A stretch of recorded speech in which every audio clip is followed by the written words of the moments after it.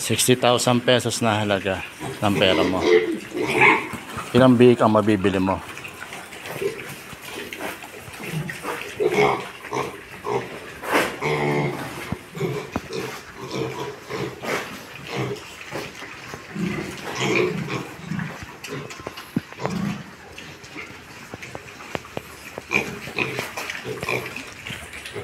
Ito nga pala yung mga baboy na nabili namin, mga biik.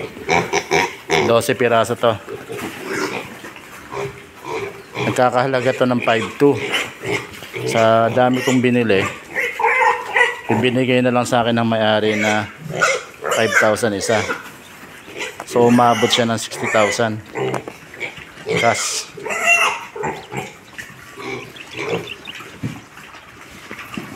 ...40 days na nga pala nila nirelease to.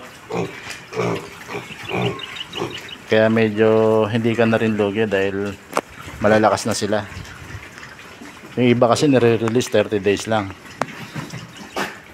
Pinapagbilan ko 30 days, 40 days bago nila binigay ito sa akin. Ayan,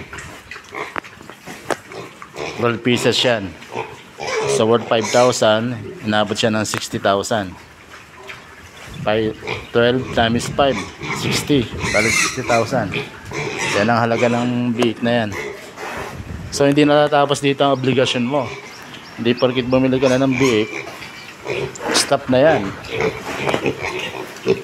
So ang gagawin mo dyan, continuous feeding yan. Halaga mo sa pagkain yan. Kasi pagka hindi mo binigay yung tapat na pagkain nila, magiging bansot yan. Ayan o, masasaya sila o. Nangihingi pa ng pagkain yan.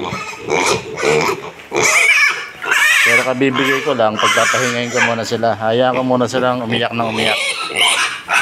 Parang therapy rin nila yan. Ayan. Pag nakita na nila ako, hihingi at manghihingi ng pagkain. Ganyan kalalakas yan.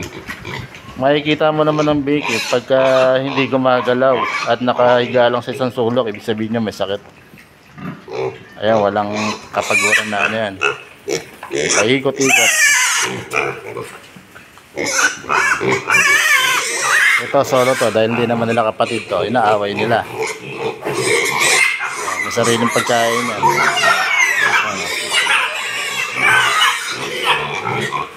Ito palang mesh wire na to, ang purpose nito para hindi sila magkaagatan kasi kinakagat eh.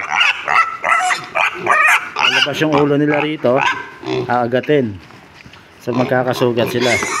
So yan ang ina-avoid. Okay.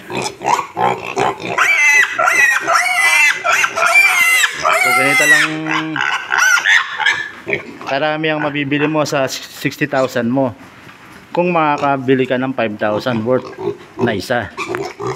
Pag hindi, at mas malaki pa, konti lang, hindi aabot ng 12. So, thank you for watching. Goodbye for now.